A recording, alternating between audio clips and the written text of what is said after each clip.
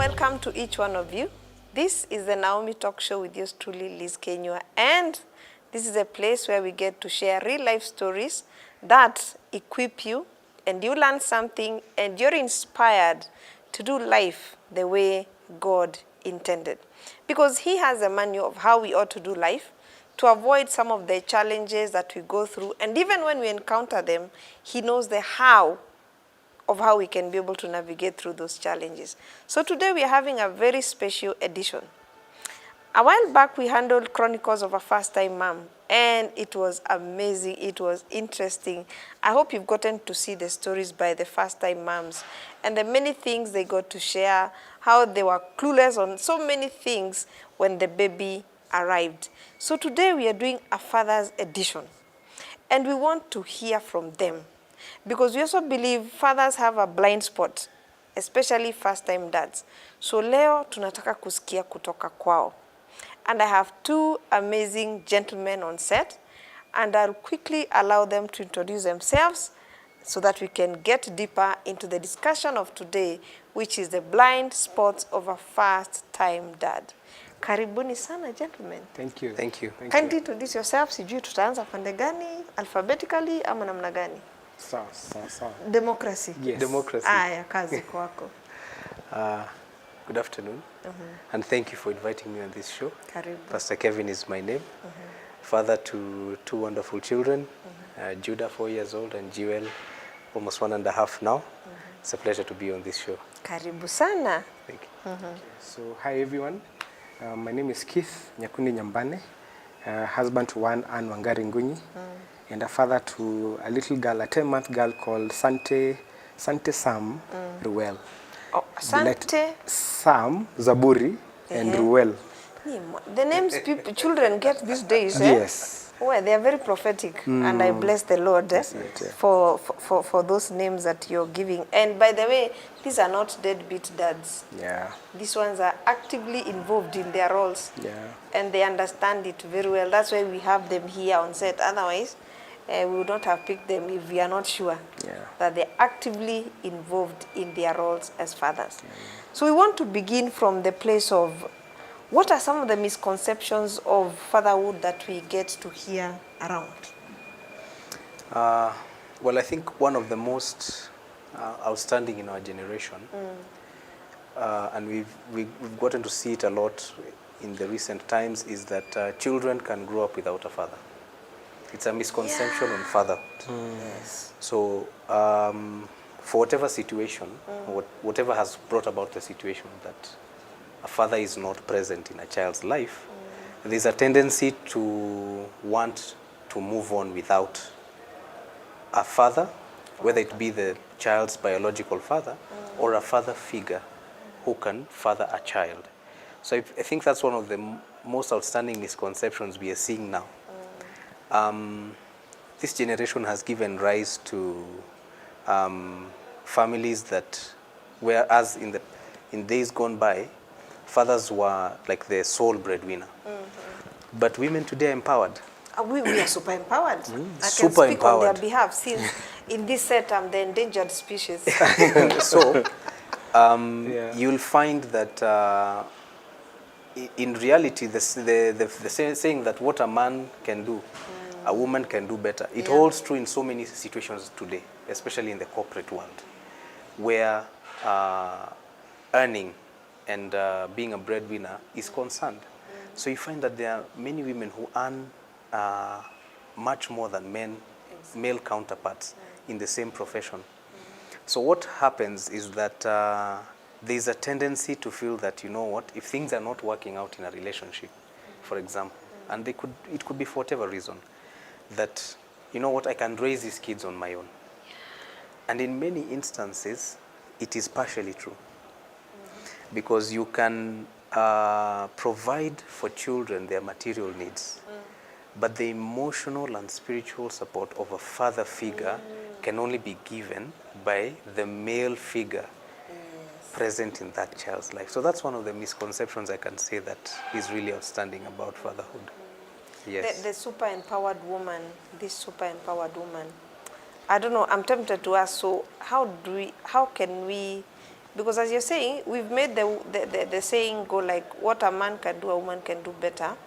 And then the woman arrived where those men were doing better, but nobody has cheered the man. There is a better of the better that they can progress to. Correct. Correct. So how can we start Very also true. working on that? Very true. I think it calls for two things. I would say two approaches. Number one is that the boy, child, and the father figure needs to be really strengthened and mentored to understand that now these are different roles. Whereas many of us grew up in households where the fathers took the lead in terms of providing. In many households, they were the sole breadwinner where they were present. So we saw our mothers take a back seat. But now we've seen a different generation rise where we are marrying women who are independent financially. They're not dependent on us as the men. And therefore, there needs to come about a way to mentor the man. How do you deal with this scenario and look at the positive side of it? That now you're not having competition in terms of your wife or the mother of your children, but in essence you have a stronger partner who can help you be a better father. Because one of the weaknesses also of the generation past is that fathers were rarely present physically. They were there to be seen. Yes, because they had to really They were really hard. they had to really work hard, of course, to bring home the bacon. But then if you have a strong partner to support you, then it means that you can have more time to be present in the home and not just relate with your children superficially. So that's the first approach I would say needs to come in. That's the mentorship of men, of young men, to understand how to deal with a stronger woman. And I think also now the other approach would be at the family level. How do we now marry this picture of the strong, independent woman and say that, you know what, families are still God's idea for raising children, that we still need both of you to put your hands on deck. So now we need to look at the whole family as a whole and redefine the concept of the family, how families were looked at in generations past and how the family setup is right now. And now start working on how do we strengthen a family as it is. So we have to work on the situation between a married couple, a man and a woman. How do we strengthen their marriage for them to be able to complement one another? Wow. I hope you're learning something and you're taking notes. These are not the sessions you just listen to. You need a note, book, and a pen. And you grab a seat, sit down, pengine kahawa, chai, you sip as you take the notes because there's a lot to learn from this session. Keith, still on the misconceptions of fatherhood. Thank you so much for the question and having us. Just building on what Kevin has shared, we grew up in a season where our fathers were the breadwinners. Now in today's generation, the ladies own the bakery. So there's any, I own the car, own the house, exactly. I run the company. So wewe unakuja kama? Yes, exactly. So what you just said, we've now moved from what you do to who you are. Because our fathers and the generation before, they could thump the authority based on bringing the bacon. Now the bakery is owned by the lady. So the misconception that my value is in what I do is quickly beginning to fade away. Because that thing you're saying about what a man can do, a woman can do better. In the absence of fathers and the mentorship which Kevin raised, there's come a generation of ladies who grew up mentored and looking for men who are unfathered. We don't have absentee mothers as much as we do absentee dads. Is it so? I would want to pause at that point because these mothers that are owning the bakeries Yes. are relatively also absent. They're absent, But what are the daughters seeing? They're absent yet visible. The daughters in church, they go and see who's the senior, who's leading worship. It's the ladies. In fact, let's begin from who is the Sunday school teacher. Sunday school teacher, it's a lady. Preschool teacher, I've worked in, it's a lady. 99.9. Yes. Lady. And so the mom, the biological mom might not be as visible, but the function of motherhood is not. And so everywhere ladies, the girls are growing up as seeing mothers all around. In churches, they make an announcement, we're looking for Sunday school teachers, preferably the men. And so this boy who's growing up looking for a male figure is growing up with a vacuum. And if you notice some years back, I don't know if it's as prevalent as it used to be, back then when hip-hop and the hip-hop culture, the unfathered artist grew up watching his mom. And so what did he do? Plait his hair and put on earrings. I will not mention names, but they're quite a number. Yeah. So we become what we behold. Let me start there. So if you grew up seeing that your parent wears makeup and plaits her hair and does vitu zote, you get to believe that that's what people do. And so they imported a lot of music to us from the West. And so we began to see boys with plaited hair and earrings and with sagged trousers. The reason why in the States people used to wear sagged trousers is because there's a one-size-fits-all trouser in the inmates. So sagging was not form.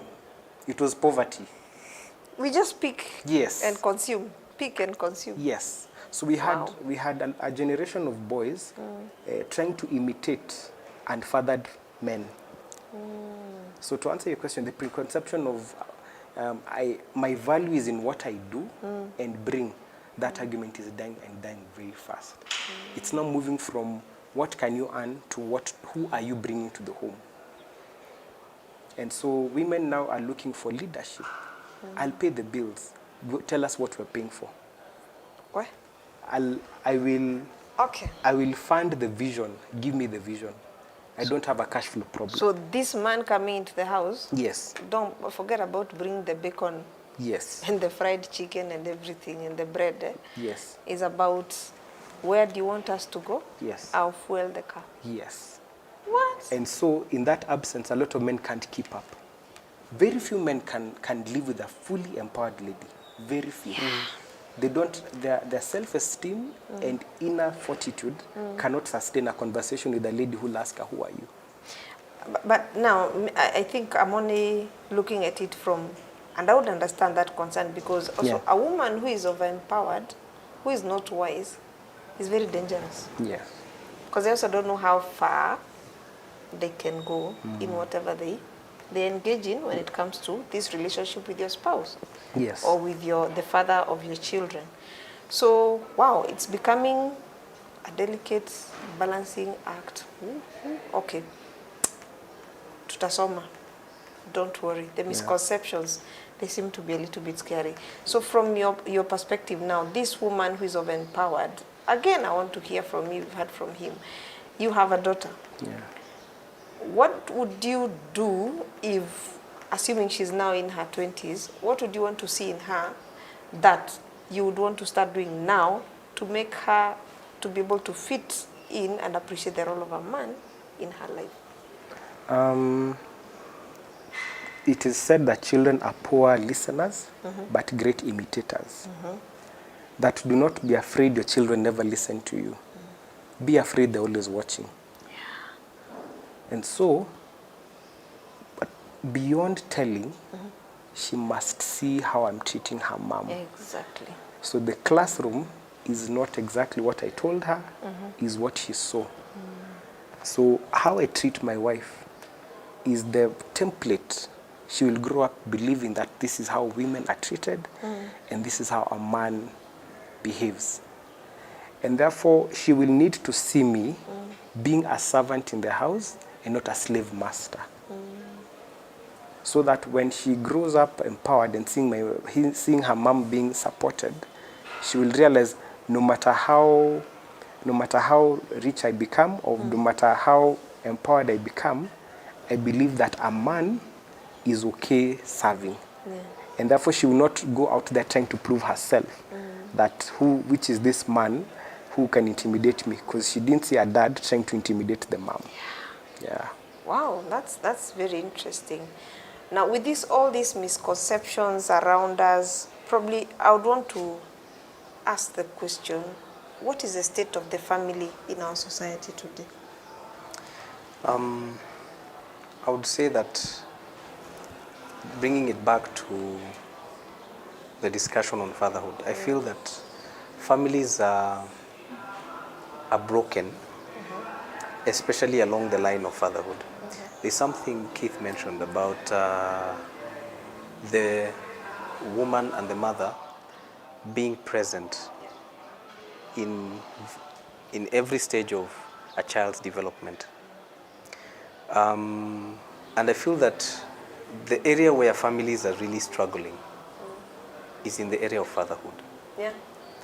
So the state of families in our society is that along the line of fatherhood, because Dr. Miles Monroe said, the foundation of a society is the man.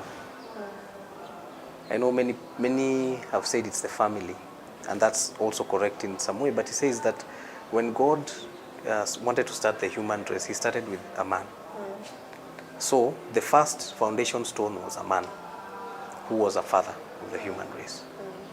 So each family is built on a father. It's supposed to be built on a father. And whether he's present or not, there needs to be an understanding that that is a foundational principle of a family. When you have a strong father, and I don't necessarily mean only physically strong, you know, spiritually strong, emotionally strong and secure, you have a strong family. But when the father is weak, the family suffers, without a doubt.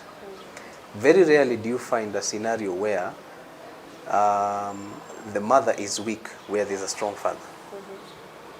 You know, if you look across any research, any body of research that has been done, there was a research carried out by a church on families.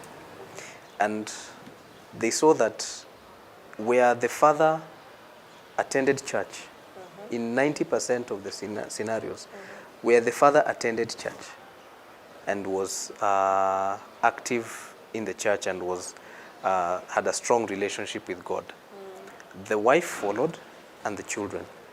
So the whole family adopted that stance. But the same group, when they looked at where the father was not active in church, had no, relationship with God per se, the statistics then changed. That for 90% of the families, the father had the most influence. But when they looked at an equal number of families where it was the mother, then the percentages dropped, which meant it was actually less than 40%, where if the mother was the one who was spiritually strong, the father would not necessarily follow that. And the children also tended to deviate. So the whole family now looked to where the father was. So if the father was the one who did not want to go to church, did not want to embrace spirituality, then the children adopted that. And that's why you'll find families where you find the mother is a prayer warrior. Powerful, spiritually powerful. Then the father was deviant. What happened? Almost all the children followed, leaned towards the father. And the mother remained prayerful and strong and active, prayed for the children. And the children will always recognize, our mother, she's very prayerful and very spiritual. But they did not feel compelled to follow because the father did not model the same. Right? So our families are fractured along the line of fatherhood. It's a very clear fracture that needs to be mended, that needs to be restored. And actually, when I'm listening to you, what is running through my mind is that the role of a father in a family cannot cannot be ignored. Correct. And the presence of that father also is important. Because I think it's also one of the influential people around Simon Bevy. He said a research was done and 70% of those men that were in prison grew up without a father. Correct. Or with an absent father. Correct. Okay, Keith, this absent father, assuming we have this set up in this society where the man is absent or he's been, let's say, intimidated by this very strong woman, chosen to stay far. So we need to see how we can start bringing this man back. So what are some of the ways or things that can be done to encourage the man to come back to his position, to his role, and play his role as the man of the home? Because truth be told, the woman will give birth to a son, but she can never raise a man. So that man needs to be raised, to be called out by this man. So what are the things that we will do to call out this man back to his place, to raise the generation that we want to see? Thank you for that. At a most basic level, the education system, an emphasis, I don't know if it can be legislated, that there ought to be a percentage of male teachers, especially in every level of learning, especially primary school. When you talk about gender balance, it's usually mostly competing for parliament and places of power. But when it comes to the foundational levels, there ought to be a legislation to push for. Do you think men have the grace to keep repeating, for example, the alphabets 10 times? Yeah. I think that's why they also miss that chance. That's true. But I'm talking about this from the perspective from the education system. Yes. Because children spend a good percentage of their lives in school. Yeah. And therefore from the school setup. Yes. But at a practical level, and this is something closer to us, the church, intentional programs, which we thank God for people like Simon Bevy, who are intentionally fathering the unfathered dads. Yes. That programs such as these, what you're doing, the intentional hosting of events to champion the empowerment of dads. Something, if you notice, and I'm thankful you are intentional in setting this up. If you are to look around and see how much is going out there with an intention of empowering the man, very little. But a podcast show like this, you can see how the great job we're doing with helping the ladies. So the intentionality of churches to reach out to young men, and to reach out to men. I mean, Sitam Thika Road, and one of the things that we've done, which has worked very well, is not only to call men, but also group them in age groups. For example, the 30-year-olds to 35-year-olds are all in the same group, and all these age sets. So because men at the same level relate better.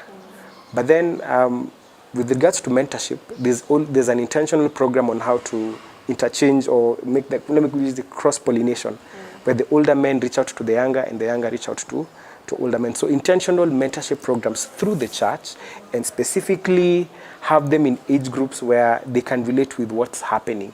Because also mentorship at just calling an event and calling the men conferences and all those things, they have their value, but follow-through rarely happens. So growth happens in circles, not pews. In pews you can throw all these nuggets, but it is in circles. Yeah. It is in circles that men get to, and not just men, but people get to connect. That's at the, let me say, corporate level. But at an individual level as a man, I always challenge men and ask them to answer these 4 questions. Number 1, who's holding your hand? Who's gone ahead of you? Who's doing what you want to do one day? Secondly, whose hand are you holding? As people pour into your life, into whose life are you pouring yourself into? Number 3, when was the last time you met? Okay, when was the last time you met? And then lastly, what are they keeping you accountable to work on? Because as we give these solutions on what the church ought to do, not all churches are as intentional in the mentorship of the boy child.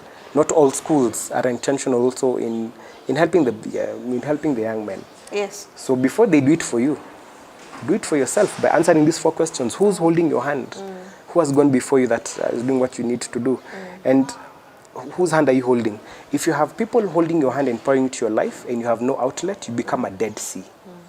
But if you have all people are withdrawing from you and you're not pouring into others, or pouring into others and no one is pouring into you, you become a dry sea.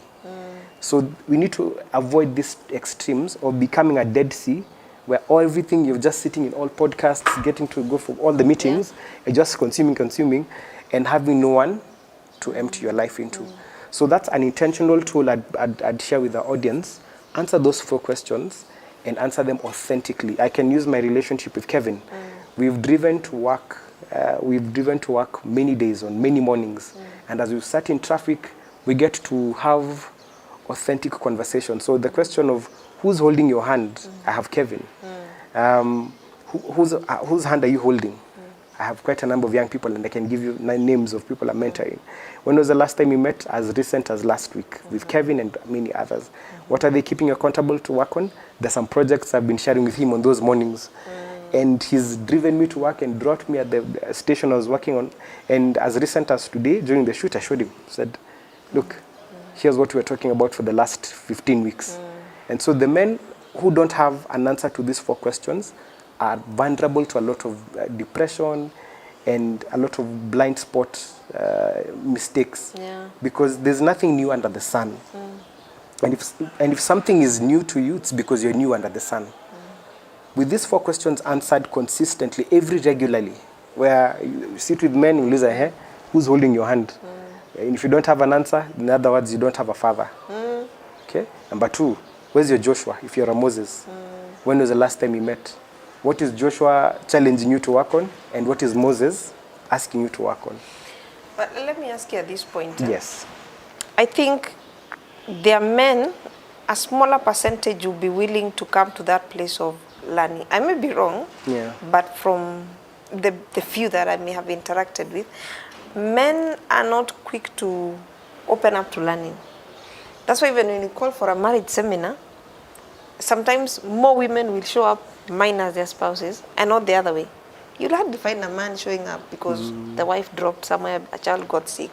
But the woman, even if the man drops, she will still show up because she's yearning to learn, to learn more, to hear more, to be more equipped than the male gender that you represent, the 2 of you. Now, and I'm speaking from a place of I'm female, so you are the people who. So when we come to the kindergarten, like for example, I assume your child has already joined kindergarten. Correct. Do you think the men, as he says, would have the grace at that kindergarten level? You know what goes in there? Yes. Do you think men have the grace to bear with that, assuming they are given that opportunity to come and be teachers at the kindergarten level? Because most teachers, male, you find them from grade 5, 6. Correct. Now you're dealing with a teenager. So that boy who we want to mentor here starts to see that men operate at the place of authority and power. But these small things here, they are not my stuff. That's a very good question. And just to echo what my brother has said, there is definitely a need in the early development stages of a child for the presence of male figures. I'll give my example. Through primary school, from class 1, actually from nursery school to class 8, I had only 2 male teachers. One was the headmaster, and there was only one other male teacher who was posted to the school. I think probably just as part of a regular posting. All the other teachers were female, including the class teachers. So in high school, because I went to an all-boys school, is where that trend now changed, and there was a balance. I would say there were just as many male teachers as there were female teachers, and naturally because this is a boys' school and these are teenagers. So there definitely needs to be a balance there. But you've talked about whether a man would be patient enough. Granted, in the early years of a child's development, women tend to be more effective at raising and teaching those children because a woman is by nature a nurturer. Yes. She's a nurturer. She's a life giver. I mean, if you look at the order of nature, when a woman gives birth to a child, or even if she's not given birth to a child, by nature she's able to nurture younger children. It's wired in us, in the human race for women to behave that way. For men, we tend to find relevance in a child's life when they have reached the toddler stage and onwards, when they are not very dependent. Right? So you've asked an accurate question. Will men have the patience? Yeah. Now, to counter that, or as a solution to that, I'll give an example of where my child schools. They have a calendar for parents to come and teach the children every week. Oh. Every week. Okay. To come and lead morning devotion once a week, lead morning devotion and teach the children on a topic. Now, they normally understand that the dynamics of families are different. Yes. Some families are single mother families, single father families. Others, both parents are there, but only probably only one parent will be available. But they insist that parents to come in and teach the children, and it rotates. So for the whole term, at least once a week, there's going to be a parent coming in to teach. Now, where the family setup is father and mother, the preference is that both should come. Yes. But more responsibility is placed on the father, even if he is not going to be available, to choose the date when he'll come and prepare for the topic, or probably prepare his wife for the topic. Right? Now that can be an answer, because children will see their fathers come to the class setup. And those children who are from maybe a single mother family will see, oh, so there's a man here who is teaching. There's a man here who is leading us in prayer, who's leading us in praise and worship. And more so for your child who is in the class, they will see, oh, so dad can actually lead prayer, can actually lead in worship and can teach. So in the school setup, I think that needs to take a precedence. The other thing is in the home setup. How do we handle it in the home setup? Because we'll find that most of us as first-time dads, we were not taught about how to handle children. What do you expect when a newborn comes? Right? I was the last born, or rather I'm the last born. So I never got to see another child being nurtured by my father. Right? So I never got to see him change diapers. I never got to see him, wash a child, or wake up in the middle of the night, or feed a child with a bottle. So we have to have intentional mentorship of men in these areas. The same way we have Lama's classes. Yeah. I've never been to one, but you've rightly said it. There's a tendency that those classes will be dominated by women in the course of the pregnancy. When my children were born, my wife was taken through classes at the hospital by the nurses on how to take care of a newborn, how to wash, how to do what. I was not present. And even if you were present, they would look at you probably like you're... Why are you here? Don't you think you're in the wrong place? Yeah, you're misplaced. then societal expectations need to change, especially in African society, because there is that expectation that as a man, we unafanya nini na watoto? What are you doing with children? You're a man. You should be outside there with other men. But remember that these children are yours. Exactly. I mean, you played a part in their arriving here. So responsibility should be shared. So I think men need intentional mentorship on how to nurture children at a young age. How do you relate with young kids when they don't want to sleep in the middle of the night and you're tired, you need to rest? The patience. I remember my mom-in-law, firstborn, and we were so excited, you know, we're expecting a child. So the D-Day has come, the child has been born.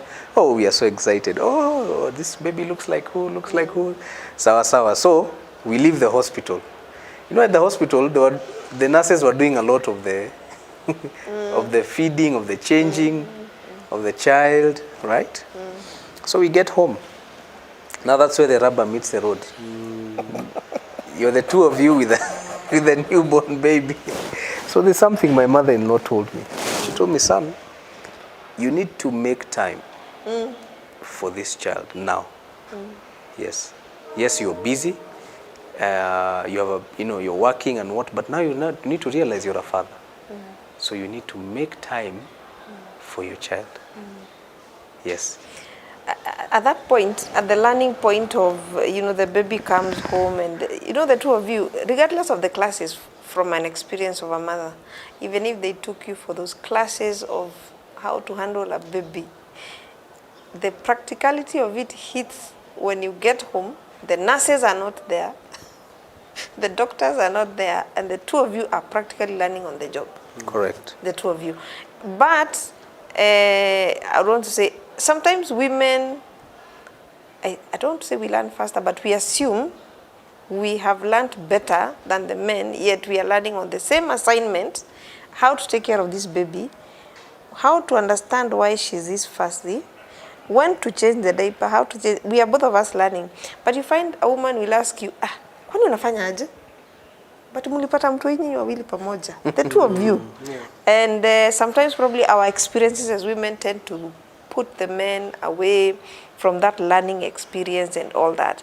But for you, Keith, how has it, your baby is still relatively young, how has that experience been like for you, bearing in mind, as he says, there are no classes for the men to tell them this is how to handle a baby. You practically unapewa mtoi, pambana na hali yako uko mbele. So for you, how has that been like, and are there mistakes you made as you try to learn on the job? Yeah, so there are quite a number. One of them, not understanding the difference between diapers and what's this other one? Baby pads. Baby pads? Inaitwa nini hiyo? That one. Hapa mimi ni expert, wacha nijue which is which. Not knowing the different sizes, unachukua tu zote. The confusion of going into a supermarket, everything looks the same. You buy things, unarudi nazo, unaambiwa it's not that one. Now which one? The frustration of not knowing that the moods a first time mom goes through. And so unafeel kama na kukelelesha, tengeneza chai, it's too cold, chukua hii, like I'm sorry. So that was one, that was not knowing what to shop. Not knowing what the moods the lady is going through, and how to support her in that area. Even during you call it the labor, not knowing, wacha. The screams, do we go to the hospital now? Remember we had false alarms. Went to the hospital thrice. We went to the hospital 3 times. Panda gari. No, go back. Okay. Okay. It was just. Thankfully, I have Kev and a neighbor, Kama, who's not here. We also had ours twice. Hey, that hospital. Two false alarms. You're here. Yes, again, yes. Go back. So not knowing at what point How to respond. it was quite awkward. Yeah. But again, like you're saying, the intentionality of surrounding yourself with men. Yeah. The Bible says, he who walks with the wise becomes wise. It doesn't say, he whom the wise walk with. The posture of walking with is dependent on the foolish one. And this, in this case, is the one who wants to learn the Yes. first time, Dad. And a lot of men, I'm answer your question, I didn't play victim too long. I intentionally, I was always on speed dial, on Kev, and I got a fever. What do I do? You remember that Calpol? What Yes. is? Yeah.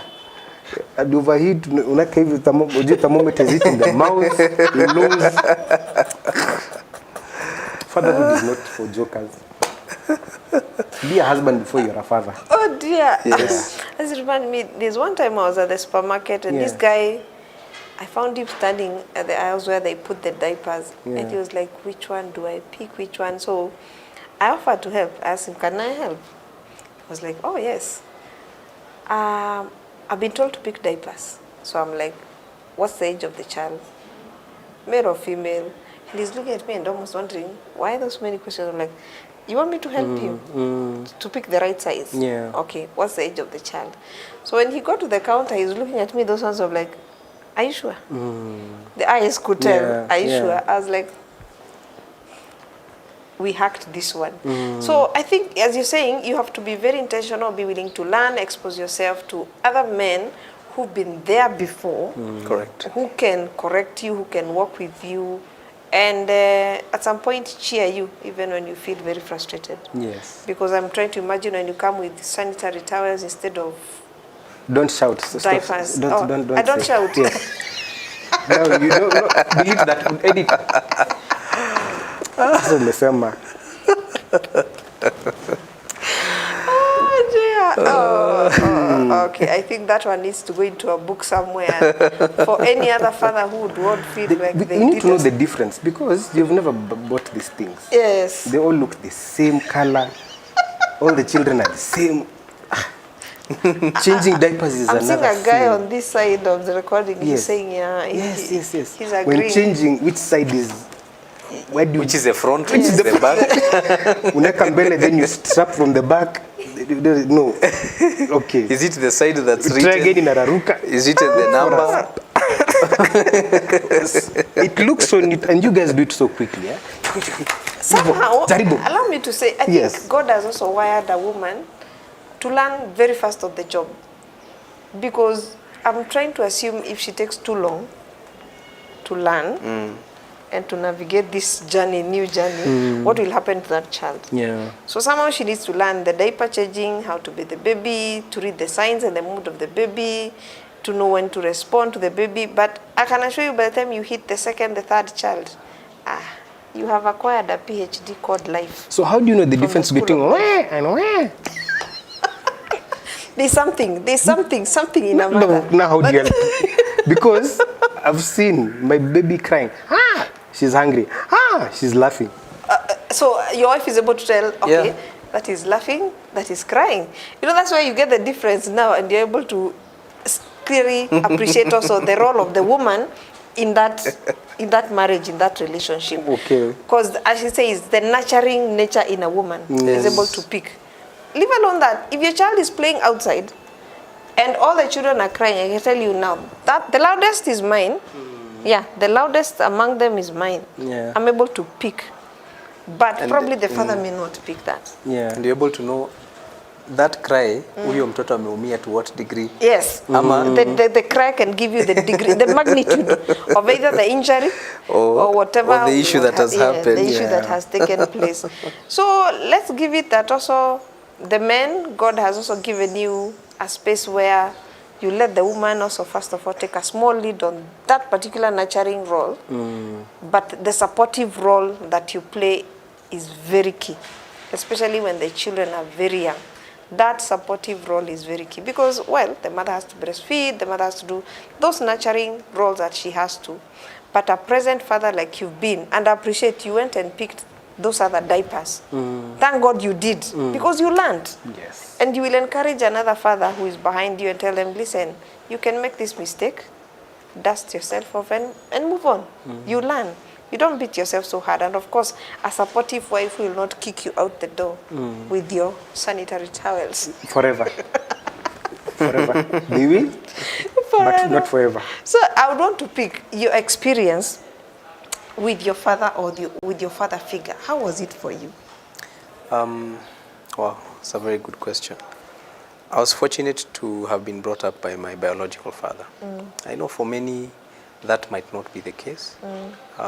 For one or two reasons. Could be a father maybe passed on, Yeah.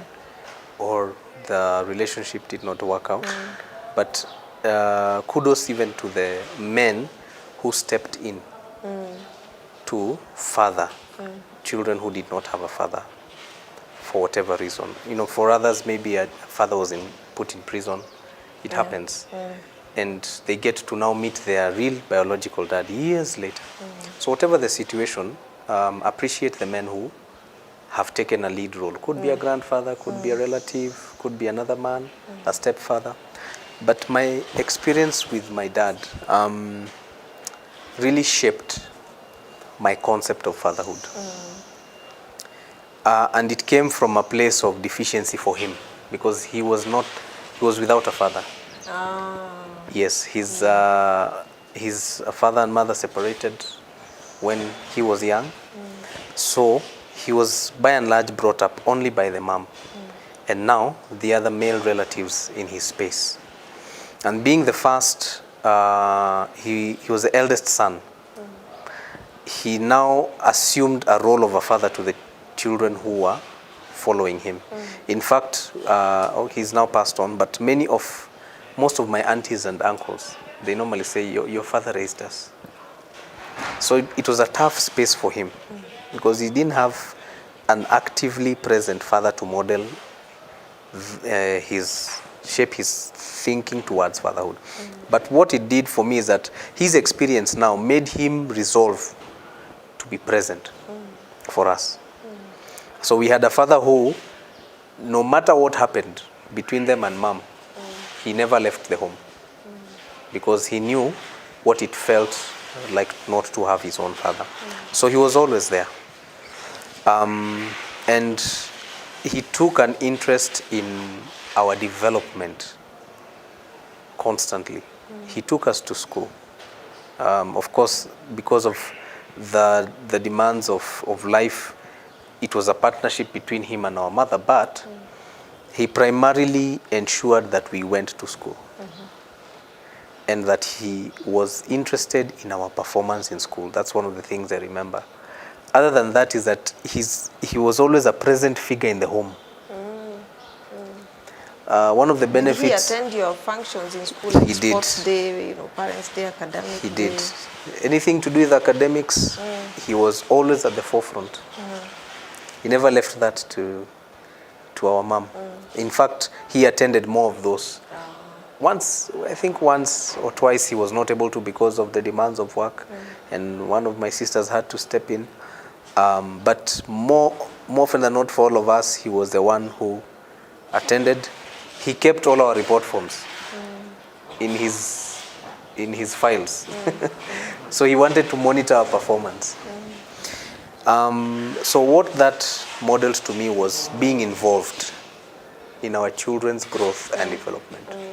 Then being present. I normally share that all my life, I never saw my father sleep out or come home in the wee hours of the morning after spending time with friends out there.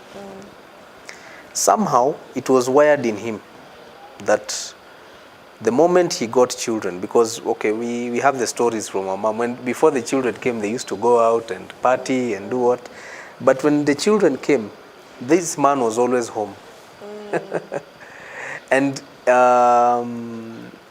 he made sure that we found him if we came after him for whatever reason, which was very rare because it was also very strict. We had curfews. But we always found him seated in the living room having his dinner, watching news, or sitting and talking with mom, or reading the paper. So just that habit of presence taught me a lot. A father needs to be present. A father needs to be involved in his children's lives. A father needs to be firm. Firm as a decision maker, decisive. So he was the decisive one. He never used to sit on the fence. He used to challenge me, you know, especially I'm an only son, raised with girls. So he used to really challenge me and tell me, Kevin, this is not how men are supposed to behave. If I tell you we go somewhere, I don't expect you to take 30 minutes preparing yourself. Unaoga nini? Na kuna makeup 10 minutes is even a lot. Unajipaka mafuta ya nini? You know, one of the things that used to really challenge us, this man on Sunday morning, we used to know the moment tumesikia, he used to wake up singing on Sunday. The moment tumesikia mtu ameanza kuimba, countdown. Because ama ya kuoga. Ya kujitayarisha na kutoka, because within 15 minutes, that man will have showered, dressed, taken his tea. Parapanda Italia. Yes. That song. So the moment we used to hear singing, mzee ameamka akianza kuimba, unaamka unaanza kujitayarisha haraka, because very quickly he'll shower, his clothes were ironed, they are prepared, he's dressed up, unastukia kwa mlango. And used to say me, I don't leave anyone in my house when I'm going to church. If you're in my house, me, I'm locking my house. I'm going to church on Sunday. I don't leave anyone in my house. So if you don't want to go to church, you figure out where you want to go. Me, I want to lock. And he used to be the one with the keys. He would lock the door. I think I'm relating with what you were saying. Yes. The best school is when what you're doing, not what you're telling. Not what But you're telling. Not what you're telling your children, but what you're actually doing. Because all the things you're saying are not what he said. It's what he did. What you saw. You know? Correct. What we saw. And if I can now speak on the spiritual side, our father got born again in 1986. Prior to that, he was an alcoholic. In fact, there's a book about his life. He was an alcoholic. He was messed up. Family was in shambles. Then he got born again, met with Christ. And the consistency in his life with reference to church attendance, it was not perfect. He had his flaws. But there's not a Sunday he would be seated in the house. It's Sunday, he knows he's supposed to go to church, and he just says, mi sijiski kwenda leo. Even through sickness. 1 week before he passed on, and he was sick, he went to church. He took himself to church, to the house of God. And that taught me something. That even if I wake up on the wrong side of the bed, unless I'm seriously unwell. Or in hospital, admitted. Yes. Or there's something that has taken over that day. There's an event that needs to happen. Probably we cannot make it to church, and exceptional cases, I need to be in the house of God. Yeah. So he modeled it. You know, there are fathers who tell their children, amkeni mwende kanisa, tokeni to. And then I'm a man. And then kanisa, there are even fathers who drop their children outside church. Anawadrop vizuri. Yeye anaenda kwa club, kwa sports club, ama narudi nyumbani anasoma gazeti, then comes back to pick the family. He taught us and modeled spirituality, responsibility, being involved in our lives, being firm and decisive. So I caught a lot of lessons about how a man is supposed to behave. What is the main thing? Keep the main thing the main thing. What is the important thing? Be emotionally strong. So those are the lessons that I learned. Keith, picking from even what you had said earlier, when I asked you about your daughter, you actually said, and he's confirming it, you lead by example. Your words will not mean much, but your actions will speak volumes. Yeah. What was your experience for you with your father or the father figure in your life? In my case, my parents got me when in campus, and so they never lived together. Having gone separate ways, they started families, different families, and got kids in those different families. But I stayed with my mom. Shortly after they got me in campus, my mom got remarried, got into a marriage setup. And my stepdad, growing up, was not very kind. It was now the opposite of everything Kevin has shared. The hostility, the hatred, the bile, being seen as just an accident, an interference to the marriage. And that really impacted my self-esteem and perception of myself. And again, looking back, they say that life is lived forward, but it's understood backwards. Looking back, I now understand why. Because if you're in a relationship with your wife and there's a child, because they got only girls, so this child that you've come with is a threat to my own marriage. And as it may be, you might think my dad still is and still was well-to-do. And so there are days I used to go to meet my dad and then come back with things my stepdad couldn't afford. So naona sasa wewe, your dad is flexing to my wife through you. So of course you considered as an interference. On my dad's side, and it's happening a lot today, blended families, broken families, it's such a touchy topic. On my dad's side, you could imagine being a firstborn son, you'd maybe think that my stepmom would see me as the potential take care of everything my dad owns. So of course you're an interference, you're a threat. So imagine you want to have a relationship with your dad, but he doesn't want to appear that he favors this one more because of the guilt trip. So there's mom here, there's dad here. So it wasn't I didn't have a very, very smooth start. How did that affect me? My wife normally laughs about it, and I don't have a memory of primary school.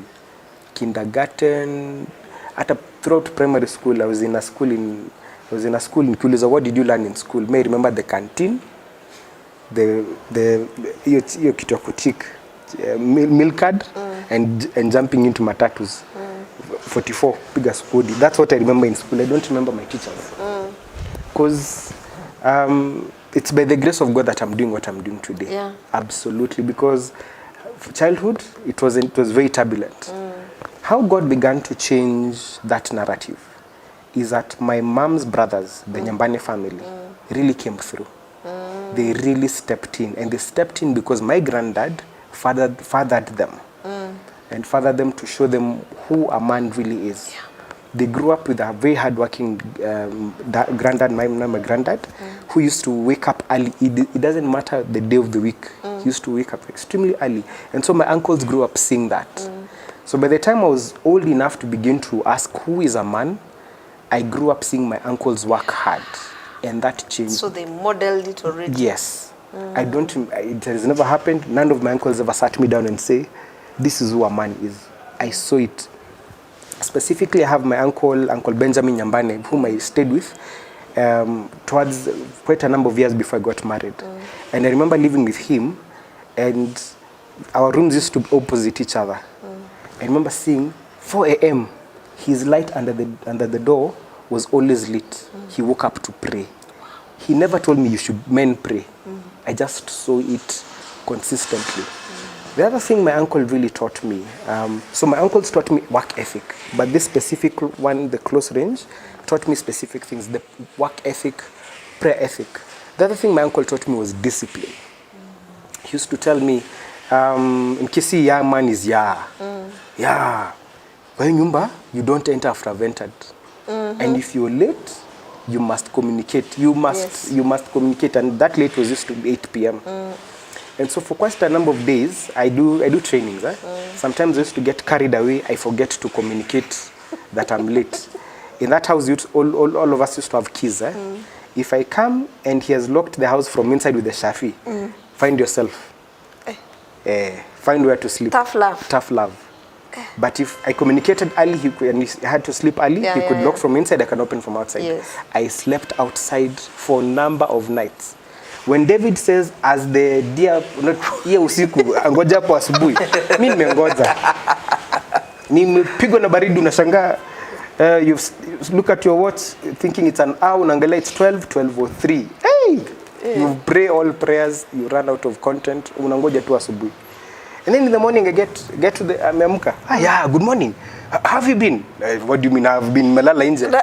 Kama roli? Yes. Eish. I know how long nights can be through my uncle. And there was no bile, there was no hard feelings. Did I like it? I hated it. But now looking back, I ran my own family. I'm a businessman. Those disciplines helped me. I'm also thinking yes, that kind of tough love needs to be exercised at some point. Yes. When you're raising a man. yes, Yes. It needs to be exercised. yes, You should actually appreciate your uncle and take him for a holiday. yes. Paid holiday. Yes, now looking back, I truly appreciate him. Because, you know, mothers nurture. Yeah. And mothers teach you how to be safe. But fathers train and they teach you security. Eish. Fathers Train and teach you teach you security. One of the blind spots of a first-time That's a dad. double tweet. Yes. It's a blind spot. If you grew up with your mom only, that's a blind spot already. Because you've not been trained to be tough. Yeah. You've been raised to be safe. Mwizi anakuja, you jump under the bed. Listen, ni nani huyo? You back from under the bed. It's your wife running around with rungus. Because you are taught to be safe, not as a bringer of safety. Okay. I cannot imagine. Yes. So it's a blind spot. Your parenting can be a leverage or a blind spot. Either way. So childhood was not very, very safe. It wasn't very, what do you call it? Very smooth. But my uncles came through in my teenage and in my 20s. Watching my uncle work hard. He was single. And I never saw him bring women to the home. No matter the cash flow. What is he telling me? You can be rich and godly. Yes. And so I saw him doing very well in his career, but no ungodliness in between. And so even though I didn't grow up seeing how a father ought to take care of a toddler, the training I received by watching how a responsible man lives became a head start. Yeah. That even though I don't know how to change diapers, I know where to get the money. Yes. And so anything my wife needs, I'll purchase or pay for it. And so to those whose dads were not there, God is the ultimate father. Yeah. And the blind spots that are missing and the things that you don't know, first of all, you get to reconnect with God through Jesus Christ. And then you allow yourself to be submitted to the disciples of Christ. Because let me give you a story. There's a time I had a kabambe phone, and then it fell into water. Then asking around, how do I fix this? As you might know, someone recommended take this phone and place it in rice and leave it to stay there for a few hours. And as you'd expect, the next day, it was throughout the night, the next day the phone that had died had come back to life. So what was destroyed by one environment was restored by a different one. As men, we were born in a broken world. Like my phone, we were thrown into a sinful world. Irrespective of what kind of dad you had an imperfect one. So you're broken in one way or the other, and in its brokenness automatically became your blind spot. So, broken through childhood, but restored through the church. Yeah. So, Kevin is one of those people. When I was now looking for somewhere to settle my family, when the baby was coming, I remember meeting him. And before he said, how are you? He asked me, where do you stay? Okay? And I'm like, actually, I'm looking for somewhere to live. Because I was not a dad before, I don't know the requirements of a growing child, which is compound. For me, I was thinking budget, which house will fit my budget. But for him, he came and said, you know, the reason we're staying where we're staying is because you have a compound and kids can play and the houses are spacious. As a first-time dad, I wouldn't know that. It's now looking back to realize, wow, I didn't know that. But how did I get to meet Kevin? Through the church. independent of who your dad was or how good or not so good he was, you need to be plugged in. You need to be submitted under disciples of Christ, not just men. Men are sitting in bars. Those men are not good for you. They're actually helping to destroy you further and further. A man in darkness is an automatically blind spot. Isn't it? You know, when you're in darkness, you can't see what you're doing. So men like Kevin, my uncles, really came through. My father-in-law is another man I really honor and really look up to him. I've seen him model positive masculinity. And to that point, I want to say that masculinity is not taught, it's bestowed. And it's not bestowed through a conference, it's bestowed through a lifestyle and a continuous journey. I mentioned earlier that with Kevin, we've had a lot of conversations driving to work. The masculinity, we've sharpened each other by asking what his wife as a share mine. So to the men that you didn't have an advantage growing up, do not, Joshua Selman said, you are born looking like your parents, but you'll die looking like your decisions. Sawa sawa. Tweetable tweets. Yes. So it's true you could have started with not from a head start, but growing up you can blame your ancestors. But the older you get, you move from being, you stop moving from my background, you become the background. So now that my baby has come on board, I can no longer talk about my background. I am the background. Yes. So you have to also take the responsibility and say, Oh, yes. I had no choice over my ancestors. There's a descendant in the room. What kind of fatherhood am I bestowing on this child? Wow. We are truly learning a lot that you're born looking like your parents, but you die looking like your decisions that you choose to take and make in life. Yeah. So as we land, what would be your parting shot, briefly, to a man out there who is going through some struggles? Wow. Parting shot to a man who's going through some struggles. There's a difference between weakness and vulnerability. And our society has confused men, whereby vulnerability is interpreted as being weak. Yes. When I say vulnerability to authority, vulnerability to other men, and vulnerability to learn, is being interpreted as weakness. So there's a difference between being vulnerable and being weak. Being vulnerable does not make you weak as a man. You leverage on the strength of other men. Dr. Miles Monroe, the late, once said, and I quote, that a man can only, a boy can only become a man in the presence of other men. Yeah. And we have many boys out there. A boy in terms of mentality. Because manhood is not necessarily physical stature or acquisition of possessions or age. It has to do with emotional strength, and your ability to lean on other men defines your strength as a man.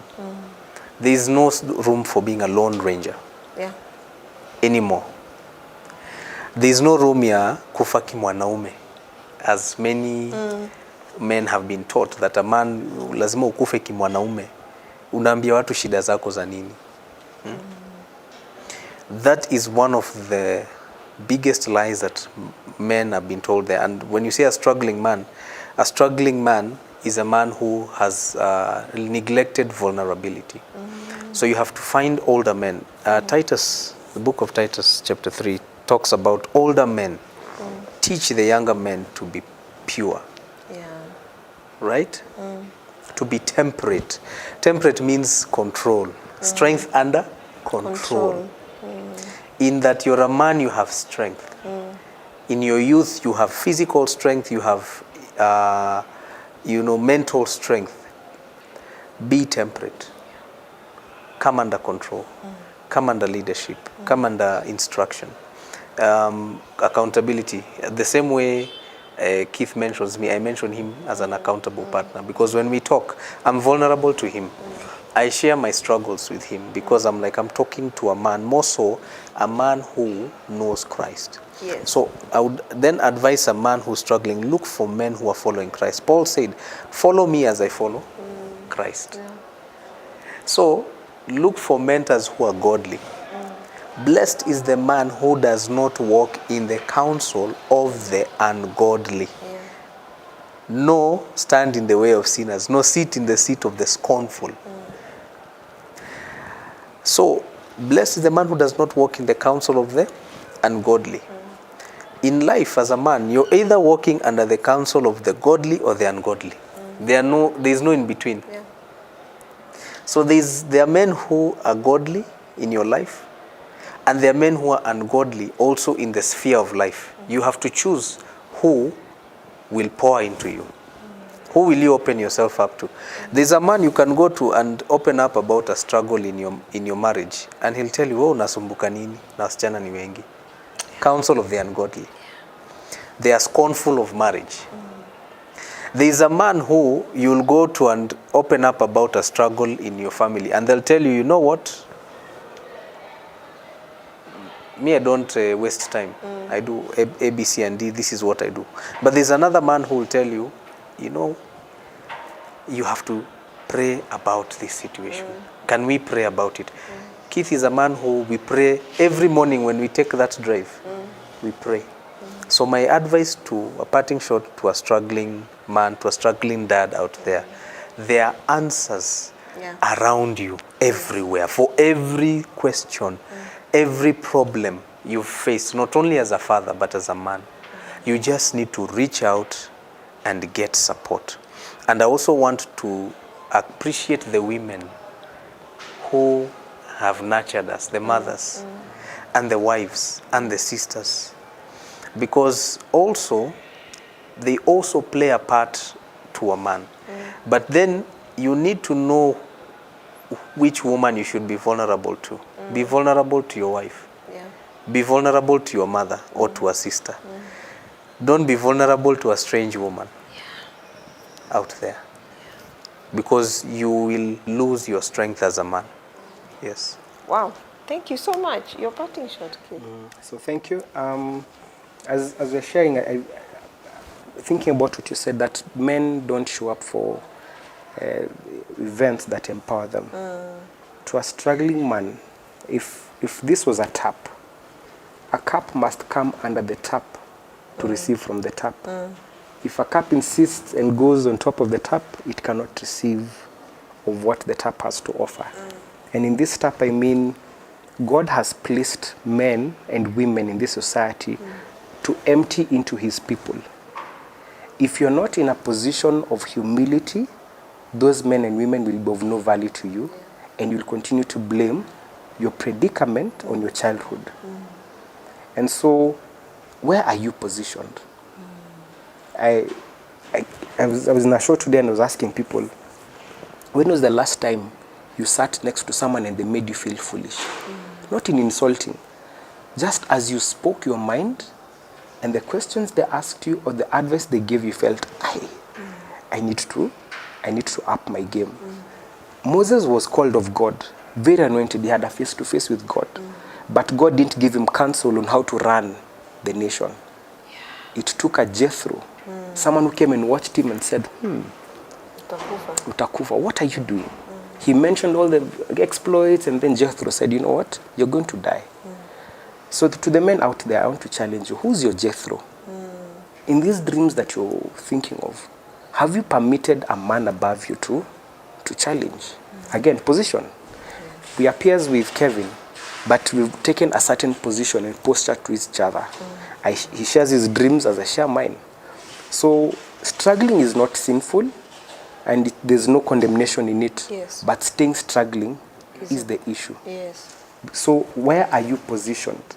With regards to marriage, finances, and all these things. Mentorship is a situation where you allow the hindsight of someone to become foresight for your future. If you want to build a business, there are men who've done business. Ask questions. if you are struggling in your marriage, there are people who succeeded in marriage. When was the last time you knocked at the door of someone who succeeded in what you're failing in? The truthful answer to that question is the reason you're struggling. Thank you. Wow. We truly hope that you have learned something, and not just something, a lot. You have something that you can, or a place where you can start to work on the few areas that you may be struggling with. Because as we said when we were beginning, there's a way that God intended for us to do life. And as he said, you may be given the position, but the how to do it, you have to learn it from either those who've been there before, or expose yourself to the men that can speak and call you out from the challenges that you're going through. So don't get stuck, don't remain struggling, expose yourself. And as he said, you have also to be vulnerable for you to be able to learn and unlearn some struggles that you may be going through. Otherwise, God bless you. See you next time.